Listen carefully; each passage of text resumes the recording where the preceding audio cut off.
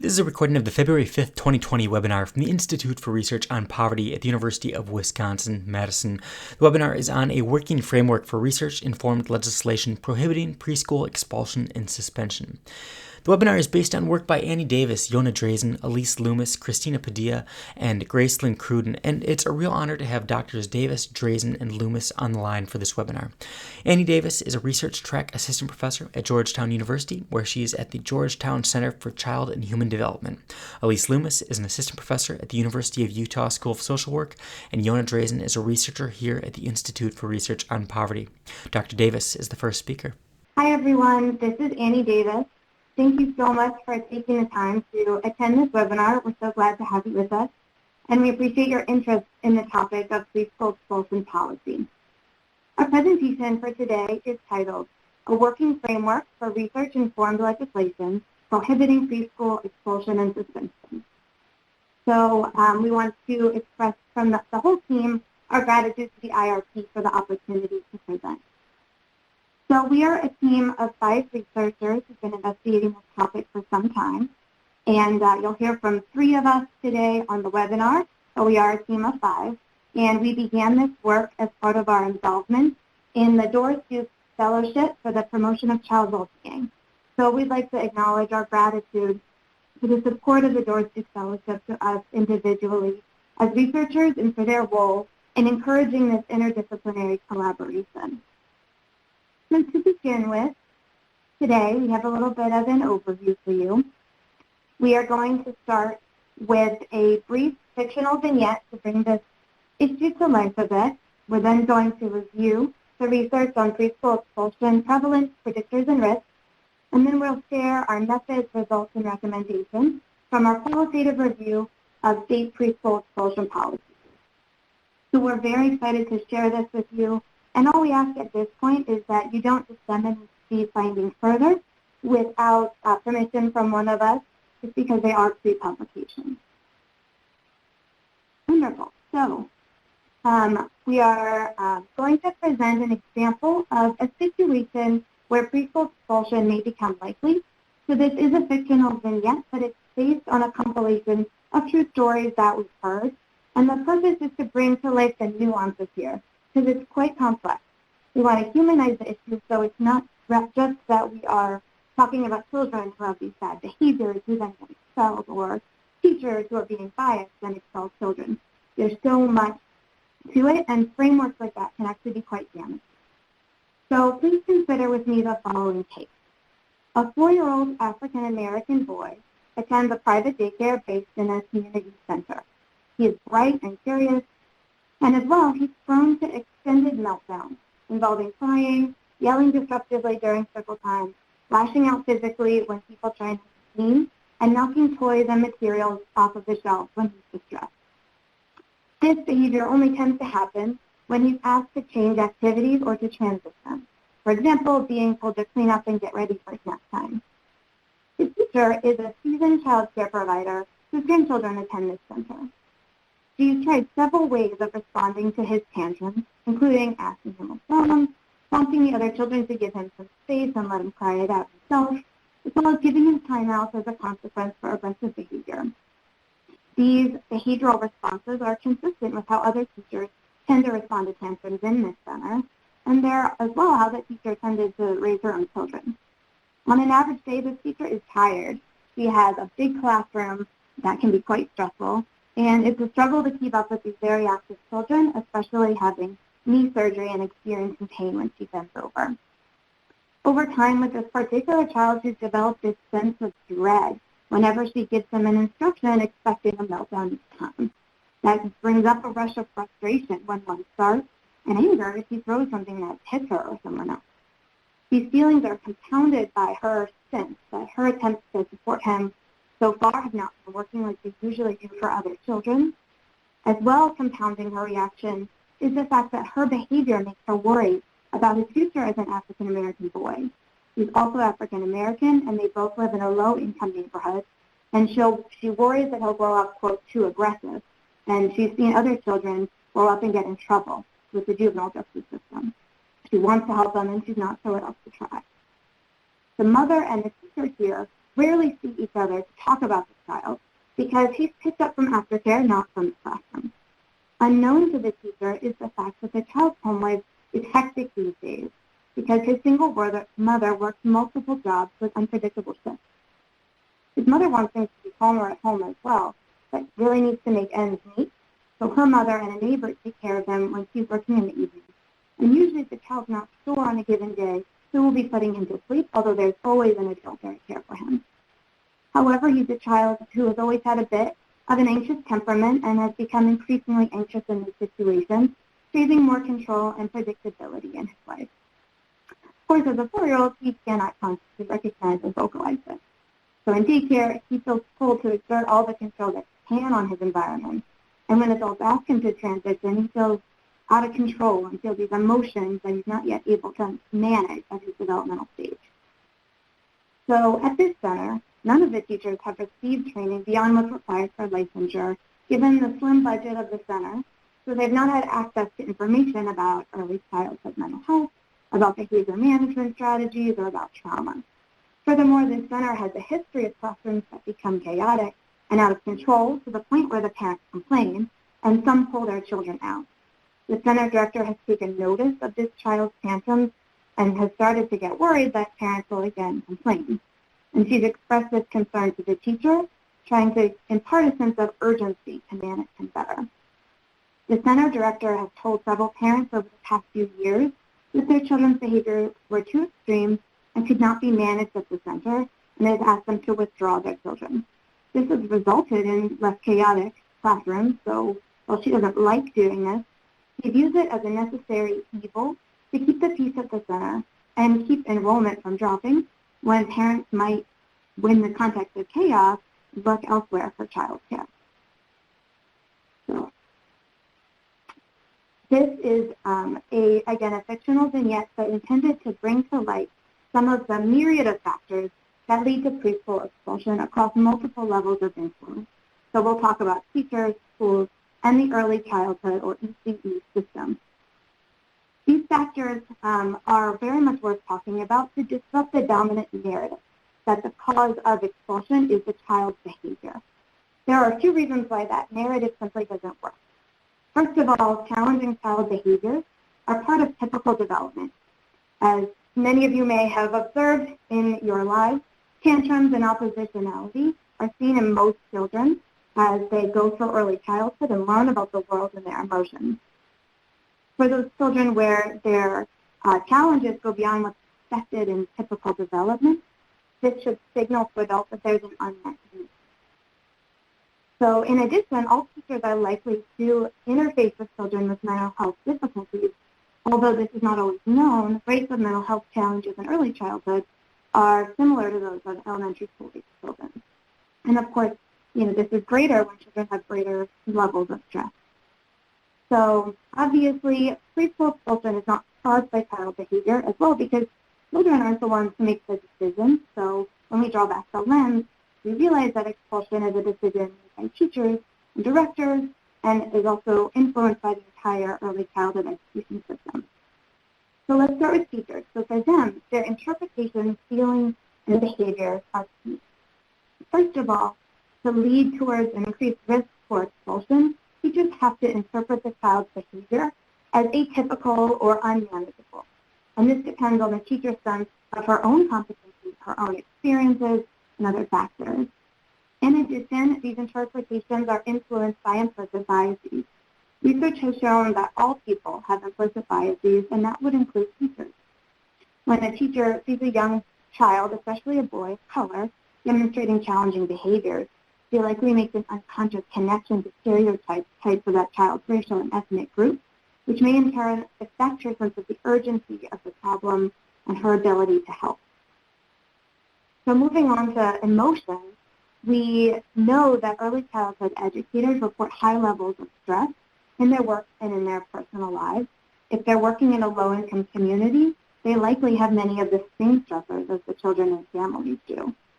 In addition, we know very well that they're systematically underpaid as a workforce. As we saw in the vignette, teachers become frustrated when they've done as much as they know of to attempt to help the child. and they begin to feel that the child's behavior is something they cannot help with, cannot control, so they develop that external locus of control. Furthermore, again, as we saw in the vignette, teachers often have not had the specific training in terms of what behaviors they could take to mitigate some of these concerns in the classroom. And in addition, one of the leading researchers in the field, Gilliam, has said that there's never been an expulsion when the teacher and the parent knew and liked each other. So with that final bullet point, meaning that when the caregivers, the most important caregivers in a child's life, can communicate, they can build a shared understanding of the child and work together. And in those instances, expulsion becomes quite unlikely.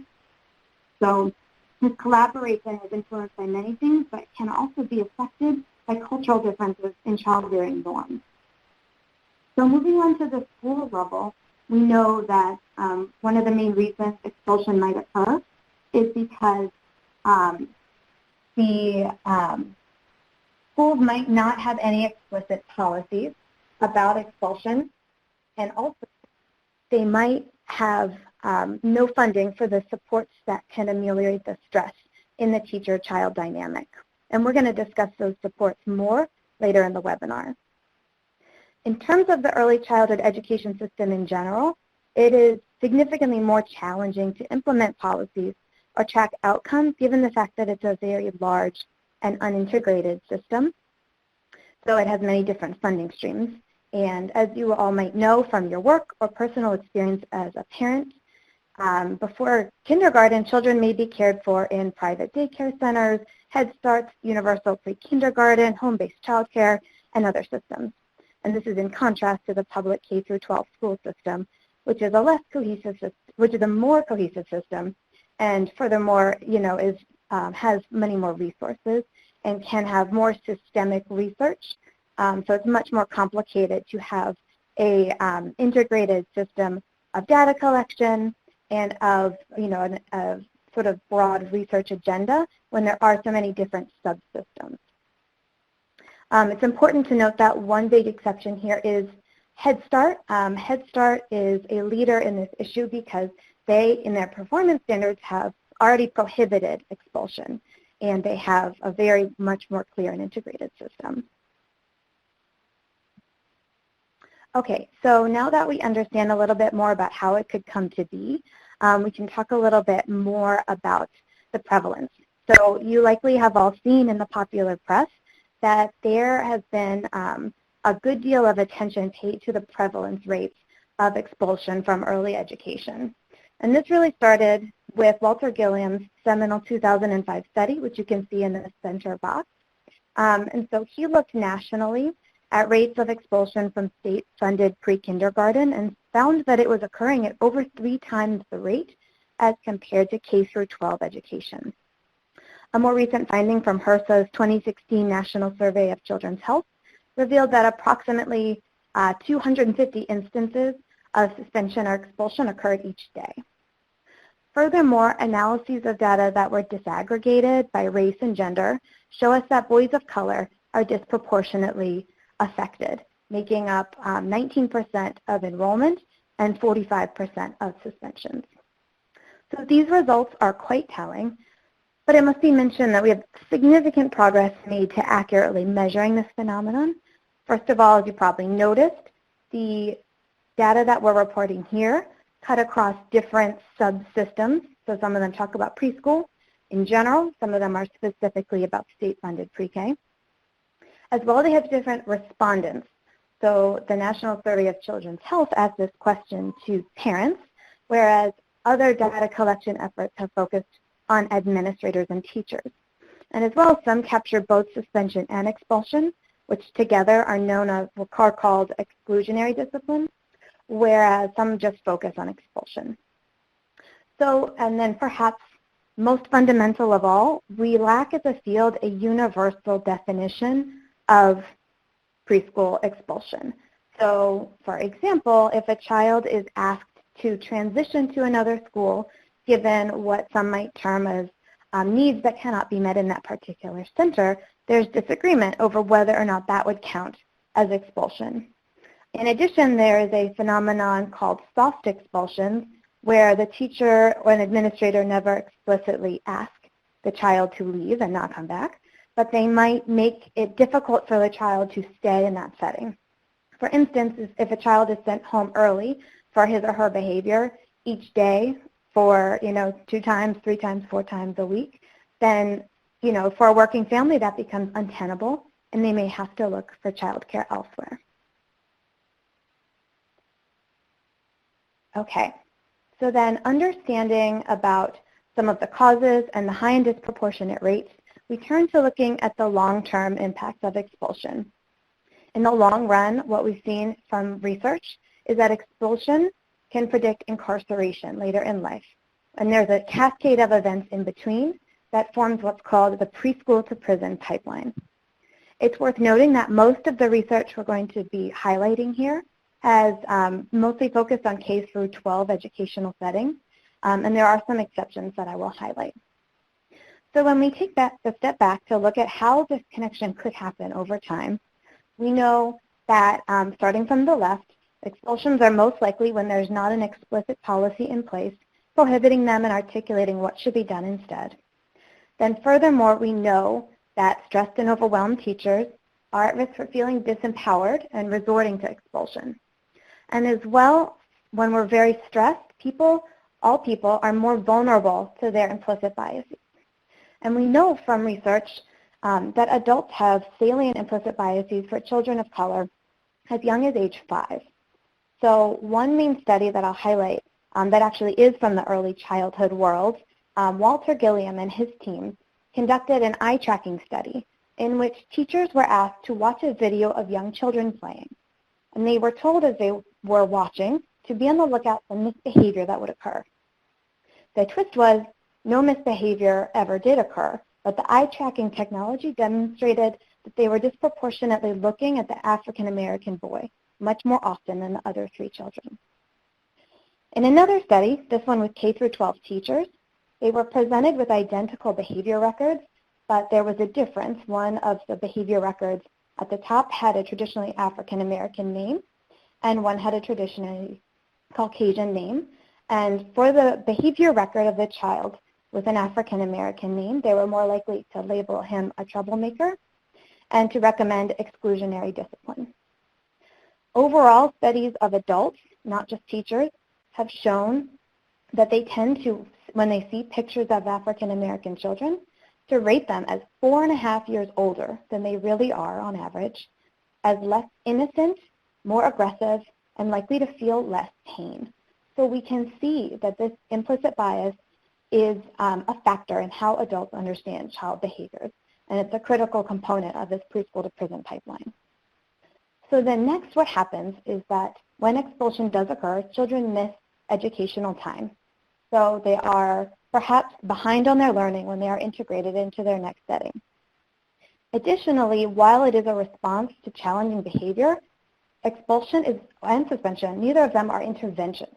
So they are not effective at changing the behavior. They go against actually what we know from the science to be effective in helping children with challenging behaviors. What we know helps are strong relationships with adults and positive behavioral supports. We know that children are wired to connect, and they learn new ways of thinking and acting, as well as just learn their academic skills best when they're with a trusted adult. So then down the road, we see that children are feeling perhaps less welcome at school, feeling rejected by these adults, and they may come to disconnect their sense of identity as a student, and they might feel more disenfranchised from that setting. And this can put them at risk for other negative academic outcomes, such as grade retention, increased academic challenges, and dropout. And then increasingly down the road, we know that children who have been expelled from school are at risk for being expelled, again, suspended, and they are 10 times as likely to enter the juvenile justice system. And that way we can see that children's opportunities through school have been attenuated, and in the long term, it's increased their risk for incarceration. They've done studies from an economic perspective illustrating that this is a very, very costly to society in terms of money and also to personal distress. This is an extremely costly pipeline that must be interrupted. because involvement in these systems has an enormous weight, both in terms of financial and societal impact.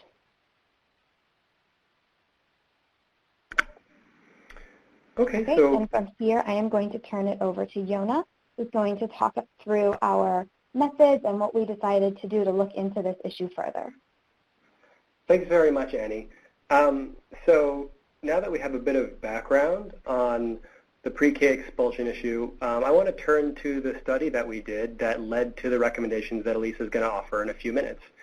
So we set out to learn what the policy landscape is regarding pre-K expulsion. We wanted to know what states out there have legislation relating to this, and for the states that do have legislation, how much consistency is there across those laws and those bills?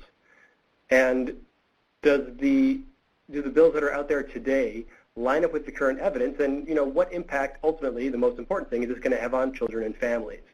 So we set out to do this in fall of 2018, and what we did was we turned to an organization called the National Conference of State Legislatures, and one function that they serve is they have a bunch of bill tracking projects, and one of them is the Early Care and Education Bill Tracking Database. So this is a great resource that allowed us to find out which states had introduced bills on pre-K expulsion. So we searched that database for relevant terms such as expulsion, suspension, exclusionary discipline, pre-K, and we decided to analyze any bills that explicitly mention exclusionary discipline, suspension, or expulsion, and single out pre-K children as among the population that's affected by the bill. So there's a lot of bills that might focus on children in elementary school or middle school, but we are specifically interested on bills that, by law, include children pre-K. And then we also included only bills that were a new bill or a revision. As I'm sure all of you know, frequently bills get introduced and don't make it through the legislature in whichever session they get reintroduced. So we included reintroduced bills if there was some kind of substantive revision from a previous attempt. Once we had the bills, we used a qualitative data analysis strategy to find codes and themes in the bills. So codes, to construct our codes, we read through all the bill text and identified these basic attributes. And what we did for that is each of us read a section of the bills, and then a partner on the team also did that. And then we went through a process in which a pair of researchers would agree on what we found, and then we went to the group of 5 of us, and then further went to make sure we agreed on all of the coding that we did. And then we took those codes and sorted those into themes, which is a strategy to create a bunch of big picture ideas that tell us what is going on in these bills. And then we took those themes and categorized them according to our policy analysis framework, which is a strategy we found in the literature, which gives you 6 domains to understand any kind of major policy. And that's in 6 groups. The first is the motivating rationale and assessment, which tells you about why is it that legislators care about a particular issue. Secondly, the population, which students in particular does the piece of policy apply to.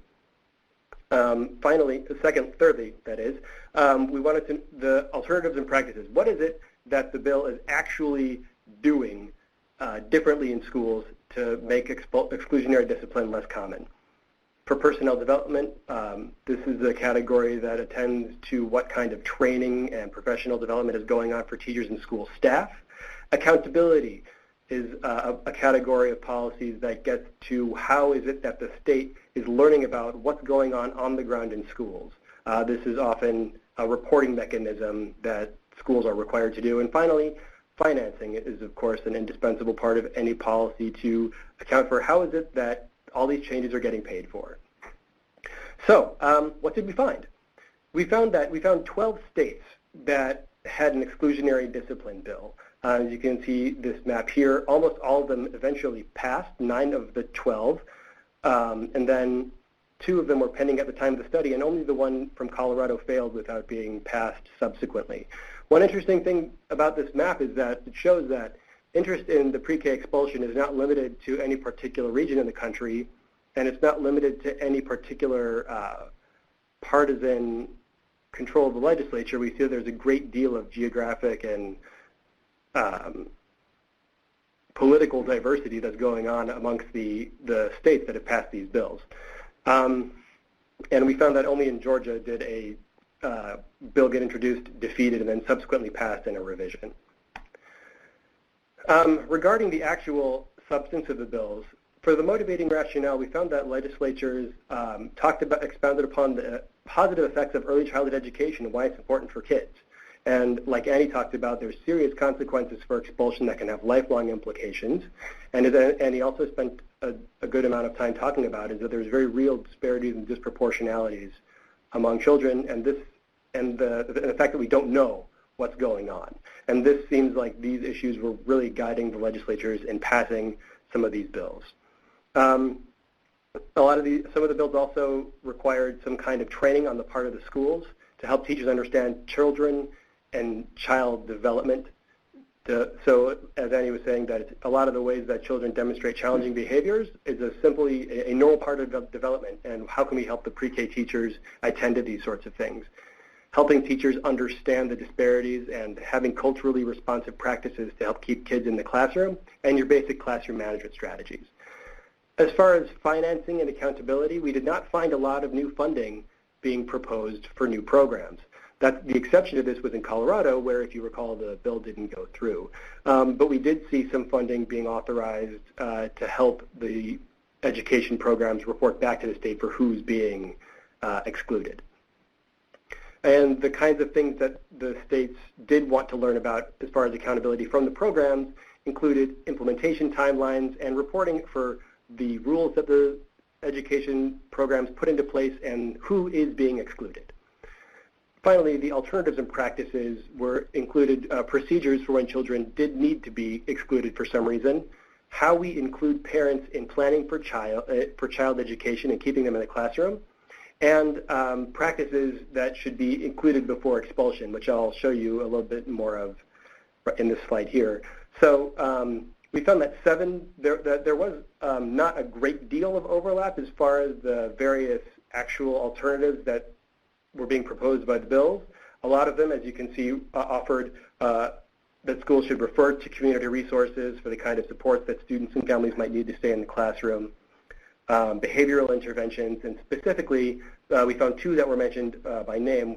The most common one was called the positive behavior intervention and support, which Alysse will talk about a bit later, to help the school climate to discourage a culture of expulsion. Universal socio-emotional supports are the kind of classroom interventions that help children follow the rules and stay in the classroom.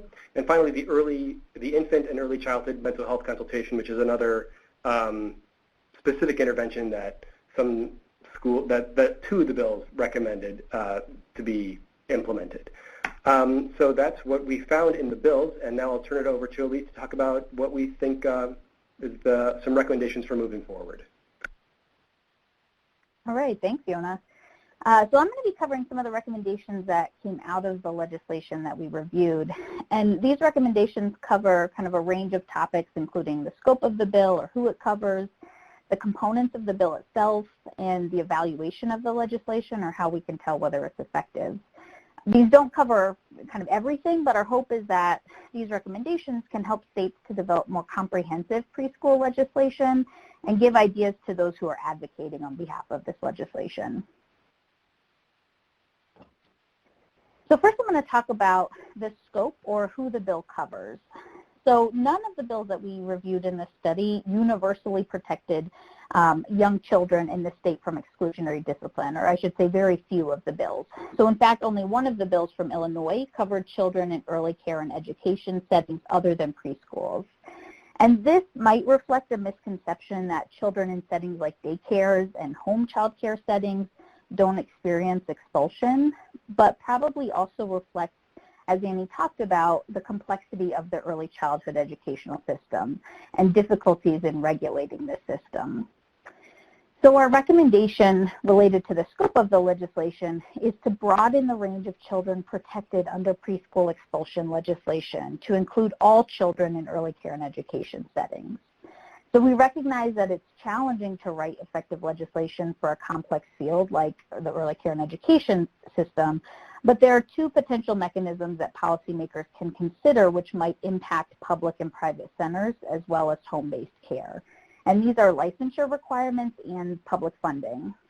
So legislators can work with state and national child care licensing agencies to write additional requirements related to exclusionary discipline restrictions and alternatives to expulsion. And including these requirements as part of licensing can help to increase the number of settings in which early expulsion and suspension is prohibited. Public funding is another avenue that policymakers can consider. So even centers that are not public may accept public funds through mechanisms like grant funding and child care vouchers, which is often provided under certain conditions. So one condition of public funding that could help to increase the scope of children that this legislation applies to could be that the center implement a no expulsion policy. So as Yonah mentioned, few of the bills that we reviewed mentioned specific evidence-based alternatives to suspension or expulsion, with most states, most pieces of legislation stating more general alternatives like behavioral interventions, which you saw in the chart that Yonah went over. So while we see this as a good start, it's really likely that many of the schools are already aware of and implementing steps like behavioral interventions before moving towards suspension or expulsion, which we heard about in the case study that Yonah talked about earlier.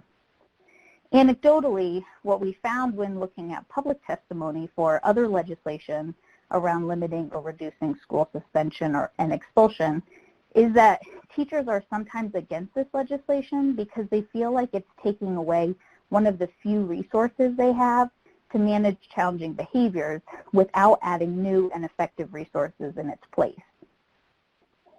Almost all of the bills we looked at mentioned some sort of exception to the legislation. For example, saying that if a child brought a weapon to school, then they were able to be expelled. A number of the bills we looked at mentioned that suspension or expulsion was allowed when all other options were quote unquote exhausted. And it's really likely that most schools and educators feel like they're already only resorting to suspension and expulsion when they've exhausted all of the other options they have. So we feel that without new resources or interventions, suspension and expulsion rates are not likely to budge as a result of this legislation. So it's important to develop and make available more resources that schools can use above and beyond what they're already trying, and to offer resources that have some sort of evidence base or promise in reducing suspension and expulsion rates, as well as inequities within these rates. So as Yonah talked about, there were two interventions specifically that were mentioned within the bills with a lot of promise for preventing suspension and expulsion in early care and education settings. And this is infant and early childhood mental health consultation, excuse me, I have a tickle in my throat, and positive behavioral interventions and supports. And both were mentioned by a few of the bills we reviewed. In the mental health consultant models, mental health consultants partnered with child care teachers and directors to build their capacity for, excuse me, Annie, would you mind taking over for just a second? I need to cough. You got it. So, hi everyone, this is Annie again. So, as Alysse began to say, in infant and early childhood mental health consultation, you have a mental health professional or another person who's been explicitly trained in early childhood mental health who can go into the early education setting and sit down with the teacher, sit down with the administrator to work collaboratively to, number one, understand, and number two, support the child so that there are, we build this sense of teacher self-efficacy to handle the problem. And there's been a really good accumulation of evidence base from a range of different state and local level evaluations showing that early childhood mental health consultation has, can be associated with reduced rates of expulsion in addition to other positive and related outcomes including reduction in child externalizing problems and improvements in teacher-child relationships. Thanks, Danny. Sorry about that. No problem. So thanks for that discussion of mental health consultation. So PBIS was also mentioned, which is known as the pyramid model, and is a model where teachers take a tiered approach in which all children receive basic evidence-based supports and social-emotional curriculum, and other children have individualized behavioral plans when indicated. So PBIS can help to improve social-emotional skills and reduce challenging behaviors in young children, and in some studies has been found with older children to reduce disciplinary referrals and racial disparities within these rates. So another area that's really important to address related to practice is staff development. About a third of the bills we looked at had language related to professional development for staff personnel. And as Annie talked about, evidence is starting to come out that teacher stress is one factor that might increase a child's risk of expulsion. So it's important to provide support and training to teachers around factors that may influence expulsion rates.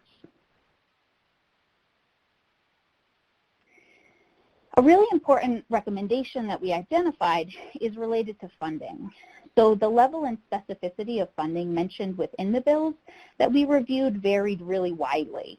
In some cases, as Yonah talked about, the legislation put boundaries on the practices that were mandated to be implemented prior to suspension or expulsion.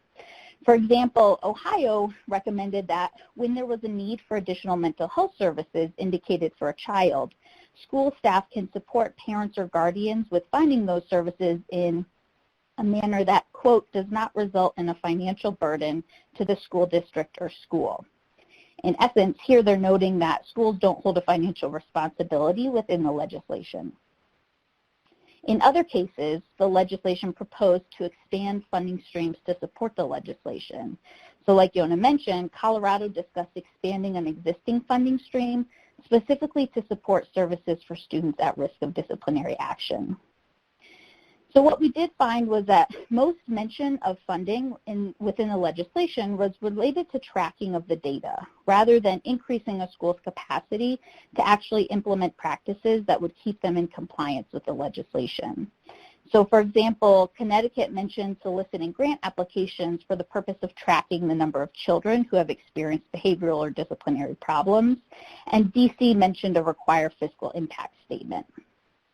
So some other research that we have on the slide here shows us that when we provide funds for specific aspects of legislation, this can help to reduce barriers to implementing the legislation, particularly for legislation aimed at challenging or changing school policies. So incorporating funding into preschool expulsion legislation may help to reduce barriers to using evidence-based alternatives like mental health consultation or providing training to teachers, which leads to our recommendation to incorporate mandates related to funding and enforcement in order to increase the impact of the bill. Providing funding might also help to increase school and teacher buy-in for the legislation, because it shows that there are resources being put into schools and provides an opportunity to track whether these resources are being distributed. So as we talked about above, a big reason for trying to tackle suspension and expulsion early on in childhood are the racial disparities that show up within these rates. Racial disparities were often discussed within bills, but very few provided suggestions for reducing disparities in these rates.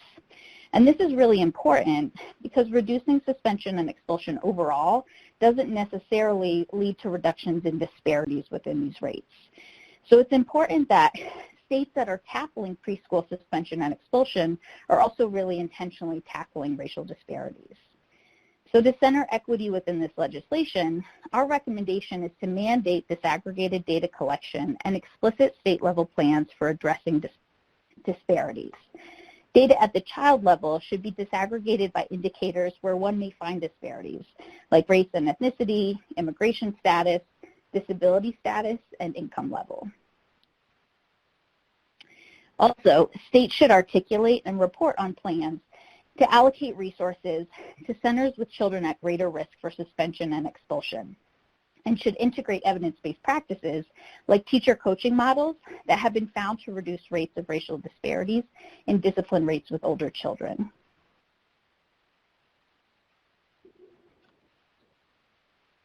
So one of our last recommendations is related to accountability. In our reviewed, states really varied in how much accountability was built into the legislation, such as the extent to which schools were mandated to track suspension and expulsion rates, or even had clear procedures for tracking these rates, or had identified specific agencies who were responsible for doing the tracking. So it's important to track the extent to which legislation related to preschool suspension and expulsion is actually being carried out. And this is really important given the known issue that Annie talked about of soft expulsion, like suggesting to parents that they remove their child from the school, or when transportation is revoked, which might limit a child from getting to school. Accountability measures can also help to reduce the possibility of unintended consequences. For example, a center who makes their admission criteria more strict to reduce the amount of children with behavioral issues who may be at risk of expulsion. Without clear ways to track and address noncompliance, states may continue to expel children. And in the cases of soft expulsion, if we're not really attuned to that, then we're not going to know the amount of children who are being expelled via this way. The limited information from most states makes it hard to determine whether this legislation is in fact reducing rates of preschool suspension and expulsion, let alone reducing educational disparities, keeping children in school, and promoting the well-being of young children. So our recommendation is to include accountability measures to evaluate adherence to and outcomes associated with the legislation. It's important that legislators are aware of the importance of tracking both hard and soft instances of school disengagement and audit programs in schools regularly to ensure accurate tracking. Another important recommendation is to include stakeholders like teachers and school administrators and families when crafting and evaluating legislation.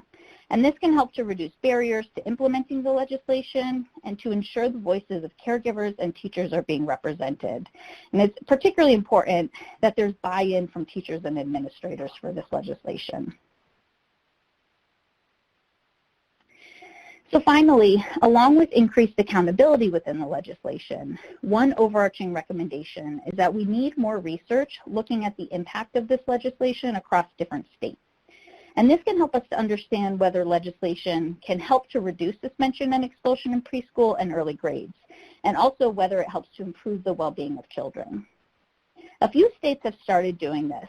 So for example, a recent report from the state of Connecticut, which was one of the first states to pass this legislation in 2015, found that the state still had 791 incidents of suspension for students in grade pre-K through second grade in the 2017-2018 school year. And so although this number was down from over 3,000 incidents in the year prior to the passage of the legislation, this shows that the practice is still persisting. The state of Illinois has done perhaps the most comprehensive review of the results of their legislation, where they found a wide range of variability in implementing the legislation and even knowledge about what the legislation required across the state. So some of the things that they found were that about half of administrators from the 154 early childhood programs surveyed in the state reported still having suspended a child after the legislation, and about a third had expelled a child. The study also found a really high level of misunderstanding related to the legislation, with about 32% of administrators reporting some sort of misinformation about the law. And this suggests that disseminating information about the legislation is not enough to shift the dial on practices related to suspension and expulsion. So just a quick wrap up before we get to questions. So overall, the issue of preschool suspension and expulsion is a really important issue to tackle at a national level, but one that we feel needs to be addressed in a really comprehensive way to make sure that all children are being protected and that schools have adequate resources to really address the risk factors that are leading to suspension or expulsion. And we have a couple of resources here related to suspension and expulsion overall, as well as some of the evidence-based alternatives that we mentioned, like mental health consultation. But now we're just really looking forward to your questions. Thank you. Okay. Thank you so much, Alysse, Annie, and Yonah. So as a reminder to everyone out there, if you want to ask any questions, you can type those into the Q&A box, and we've got about 15 minutes or so to get to those. So but as a first question, so Jordana brought to our attention that there's been an update to the Colorado legislation. And Yonah, do you want to speak to that quick? Can you give us an update there? Yeah, thanks for pointing that out to us. I think that this serves to show that this is a fast-moving policy area, and that even though we did our policy scan, what feels like very recently in 2018, there's been significant movement in states like Colorado, where they're currently working to, bridge the shortcomings with governance over early childhood expulsion and suspension. I had a chance to look over the bill summary from Colorado very recently, during the webinar, and it looks like that this, one of the things that this does that is interesting is that it extends the policies for exclusionary discipline to charter schools, which gets to one of the things that we found is that a lot of the education context is a patchwork of different programs and policies. So it's very interesting that this is one of the areas that Colorado chose to focus on, and is extending that policy to all state-funded programs. So thank you very much for bringing that to our attention. And this is just a very fast-moving policy area, and we just really appreciate you pointing that out to us. Thank you. Thanks, Yonah. So our next question, and I'm going to have Alysse take us off on this one first. So in the equity slide, a couple slides back, you talked about kind of introducing specific plans in terms of legislation to sort of address racial disparities. But could you talk about what those plans might look like? Besides just tracking this data on these racial disparities in suspension and expulsion rates, like what would you recommend there?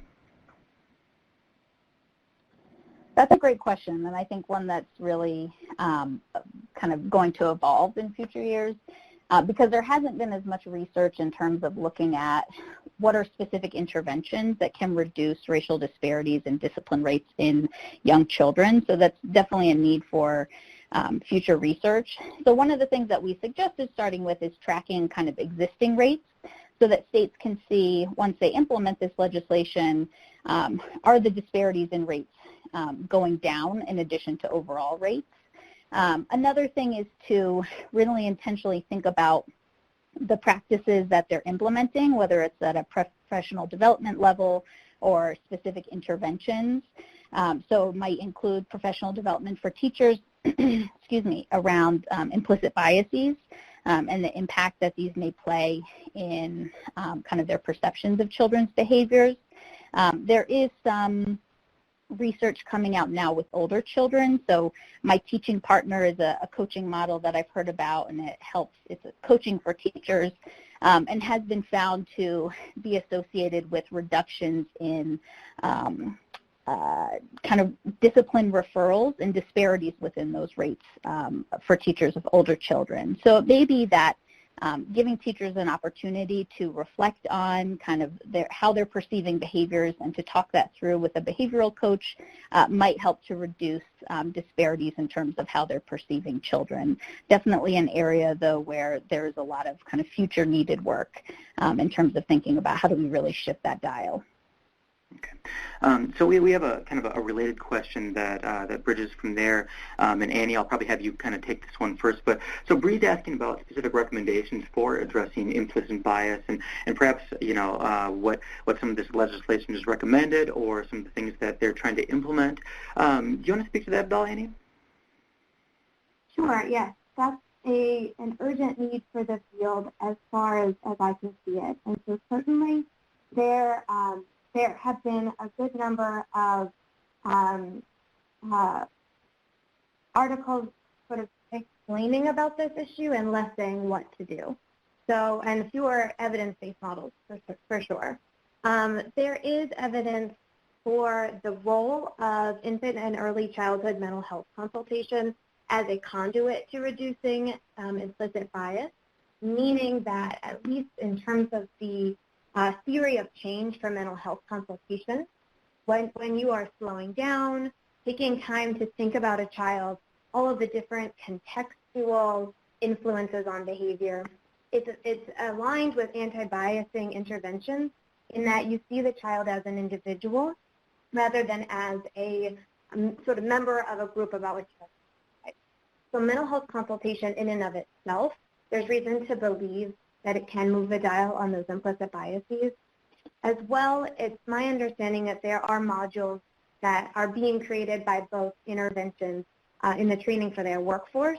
And by both interventions, I mean mental health consultation as well as CBIS, that are meant to assist the providers in addressing that issue. And so if that's something that folks are interested in, we can work to compile some of those and share them as available, as allowed, that is. Okay, thank you. And I think this is, go ahead. This is Alysse. I just want to kind of reiterate that we found that a number of states were mentioning the kind of racial disparities in kind of their justification for the bill, but then it kind of dropped off from there. And so one of the really important points that we wanted to make is that, since this is such an issue that intersects with expulsion and suspension, that it's really important that we think about this issue of equity kind of throughout all of the components of the bill. And it may be that we also need to think about how there are disparities and what role implicit biases play in the factors leading up to suspension or expulsion, like student-teacher relationships as well. Okay, thank you. We have a question from Mary that sort of kind of flips the situation a little bit. But in your research, did you encounter sort of any either actual statistics or just anecdotes about situations where the parents themselves actually wanted to withdraw the student from the preschool, but the educators were trying to retain the student to continue working with them in the family? Was that something that came up in what you were looking at that you could speak to? I won't speak to kind of what we can do, but just in terms of what we saw in the legislation, that a lot of states had exceptions built into the legislation that the issues around expulsion and school transition didn't apply when a parent did want to withdraw their child from school. So it did seem like there was kind of a protection for parents kind of having the right to do that, but I think that's a great issue that I wonder if Andy might talk about related to what schools can do to try to retain children. Sure, yes. As Alysse said, that wouldn't, that sort of flips the narrative in a way that's fun to think about. And so in those situations, I think it really depends on why the parents want to withdraw the child. So it may be that the parents feel that there is a center that might better meet that child's needs. And I think it's a matter of perhaps showing that your center does have, for example, behavioral support or new teacher training that might make it the right space for that child, or to accept that, this is certainly a parent's right. I think it's a matter of understanding the thought behind the process, and if it is a lack of understanding of the resources at the school, or a nudge from the parents, okay, you haven't mobilized these resources yet, and so we're going to leave. I think that those would be ways to say, okay, we are paying attention. We have resources for you that we would like to support and retain your child. And yeah, otherwise I think that, as Alysse says, it wouldn't count as an expulsion, and I think it would be, there is also the reality of some centers do not have capacity that other centers do have. That's an issue, and we want that to change. But in the meantime, it's an important protection that parents can make up. Okay. So we have a kind of related questions from Kimberly and Caleb. We're asking about just the possibility of additional staff, whether behavioral analysts or aides in classrooms, and of course this obviously comes down to funding and other resources that are available. But can we speak to that a little bit and what those sorts of things would look like and how that might be used to kind of mitigate some of these situations? Alysse, do you want to start us off there? Sure. Absolutely. And I think this goes to kind of the broader kind of landscape of the early care and education setting. But the mental health consultants is one kind of model in which kind of an additional staff within the school may provide support to teachers on kind of an as-needed basis for children with challenging behaviors. And so that may be kind of an area where there's a need for kind of increased staff within the school. I do think that more work needs to be done to look at kind of what is needed within the classroom to reduce teacher stress in the class. Is it additional kind of paraprofessionals? Is it behavioral analysis kind of consultants? That is kind of an important issue. I am thinking back to the bills that we reviewed, and less of them mentioned kind of an increase in personnel in the school, but I think that's an important area to think about. And this is Annie. I'll add on to that a little bit. I think that's a really important question of, sort of we don't want to add more to teachers, and I think that the trick is to find ways to support teachers that actually make their jobs easier, but that may involve increasing their training and increasing their sense of competence that they can handle it when a child has a meltdown, that doesn't have to ruin his or her day. And I think that we certainly want an early education setting that has everything that a child could need, including, for their physical health, OT, PT. I mean, I think we could all design an ideal setting. And at the same time, the goal of interventions like PBIS and mental health consultation are not to add staff, but to build staff capacity so that when children have challenging behaviors, which they're going to do, it doesn't hit the teacher the same way. The teacher views it as like, okay, here we go, I know what to do, because as well, we don't want the child to feel that when I'm having an emotional moment, when I'm having trouble, I'm sent away from my teacher to go deal with somebody else. Because they're definitely not going to like whoever that person is. And I think it's a matter of the teacher feeling like, yeah, I got this, and I know how to support this child. And in the long run, that makes it easier for them.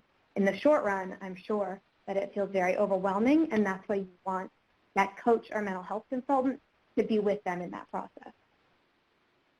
Okay, thank you. Let's see. So we have a question from Kyle, and asking about sort of how this looks internationally. I mean, Yonah, maybe you could take on this one for us. Like, did you look at all at what sort of the other countries look like in these sorts of bills, or is this just a U.S. thing in terms of these sorts of legislations and efforts to address this sort of thing? That's a really good question that I cannot speak to with a great deal of familiarity. Often the United States stands out because of our federal, state, and local model of policy devolution, but I can't speak to how this may be playing out internationally very well at all. But that's a very good question. Okay.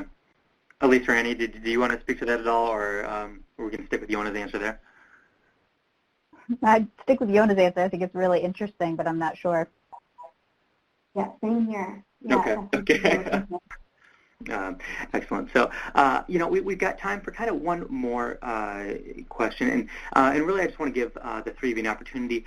What do you want to leave us with here? What's our takeaway in this, and what are you looking to in the coming years as we think more about this issue and sort of how to address it on in both the policy and practice level? And I'll just open that up to the three of you. Okay. Sure. This is Annie, and I can start this off.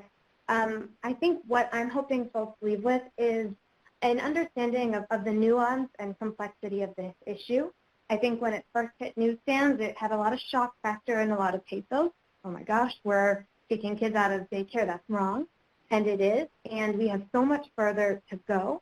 So then, fast forward a few years and we have legislation that says, okay, you can't do that kind of most of the time. And still we want to push further and say, okay, so we have a partial ban on this practice, but is there funding for the alternative? Because we don't, as Alysse mentioned, want to create unintended consequences. We don't think it's fair to teachers to say you can't do this and we're not offering you any more support. So I wanted to leave with a bit of a challenge to you all, if you do feel strongly about this issue, to take a look at your state.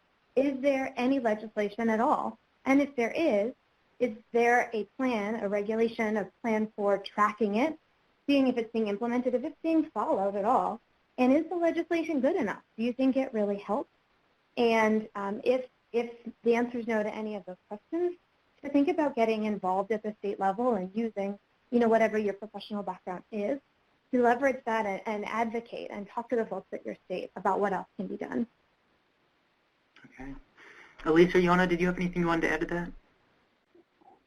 I just want to echo Annie in terms of kind of thinking about that this has become a national issue and one where there's a lot of attention, and it would be easy to think, hey, we have a bill that's here that says, we can't expel or suspend a student anymore, and that's it. And so kind of what came out of this for us is really kind of how important it is to be intentional about how we're addressing issues related to suspension and expulsion, particularly in early care and education settings that children will have unique needs, excuse me, and may have kind of a more complex structure than other types of educational settings. And to really encourage all of us to think about how intentional we can be in terms of implementing this legislation, advocating for it, and following up after the legislation to see if it's really working.